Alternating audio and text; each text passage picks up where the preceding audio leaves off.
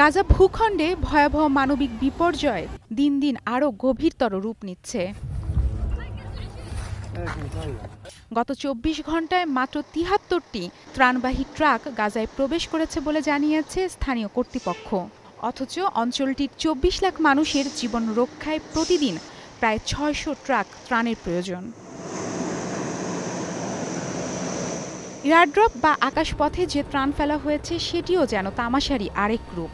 ৩টি প্লেন থেকে যে পরিমাণ ত্রাণ ফেলা হয়েছে তা একটি সম্পূর্ণ লোডেড ত্রাণের ট্রাকের সমপরিমাণও না। এর মধ্যেই ত্রাণের প্যাকেট পড়ে অন্তত ১১ জন আহতর ঘটনা ঘটেছে। এগুলোর বেশিরভাগই ইসরায়েলের রেড জোনে পড়েছে, যেখানে সাধারণ মানুষ জীবনের ঝুঁকি নিয়ে ত্রাণ সংগ্রহ করতে অক্ষম। গাজার মিডিয়া অফিস এই পরিস্থিতিকে প্রহসন বলে উল্লেখ করেছে। তাদের দাবি, আন্তর্জাতিক সম্প্রদায় ভুল প্রতিশ্রুতি ও বিভ্রান্তিকর তথ্যের মাধ্যমে ইসরায়েলকে এই মানবাধিকার লঙ্ঘনে সহযোগিতা করছে। মিডিয়া অফিসের তরফ থেকে সীমান্ত পথ উন্মুক্ত করে খাদ্য, পানি ও শিশুদের জন্য দুধ প্রবেশের অনুমতির আহ্বান জানানো হয়।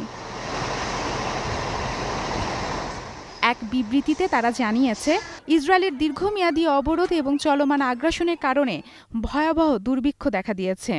এতে এখন পর্যন্ত মারা গেছে অন্তত ১৩৩ জন, যার মধ্যে ৮৭ জনই শিশু। সামরিক কার্যক্রমে বিরতির ঘোষণার মধ্যেই গতকাল অন্তত ৬৩ জনকে হত্যা করেছে ইসরায়েলি বাহিনী।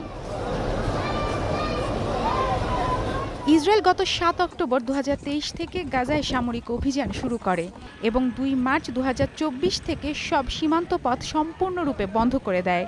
ফলে খাদ্য, ঔষধের ঘাটতি চরম আকার ধারণ করে। গাজা স্বাস্থ্য মন্ত্রণালয় জানায়, ইসরায়েলি বর্বরতায় এখন পর্যন্ত অন্তত ৫৯,৮২১ জন ফিলিস্তিনি নিহত হয়েছেন। এই পরিস্থিতিতে হামাসের শীর্ষ নেতা ও গাজার উপপ্রধান খলিল আল হায়া রবিবার টেলিগ্রামে প্রচারিত একটি রেকর্ড বার্তায় বলেন, অবরোধ, ক্ষুধা এবং গণহত্যার মধ্য দিয়ে যখন গাজার জনগণ ধ্বংসের মুখে, তখন অস্ত্রবিরতির জন্য চলমান আলোচনা একেবারেই অর্থহীন। অবরোধ, গণহত্যা এবং গাজার শিশু, নারী ও সাধারণ মানুষের অনাহারের মধ্যে কোনো আলোচনা হতে পারে না। আমাদের জনগণের জন্য খাবার এবং ওষুধের অবিলম্বে প্রবেশই কেবলমাত্র আলোচনার বাস্তবতা তৈরি করতে পারে। তিনি আরব ও মুসলিম দেশগুলোর জনগণকে ফিলিস্তিন অভিমুখে পদযাত্রার আহ্বান জানান।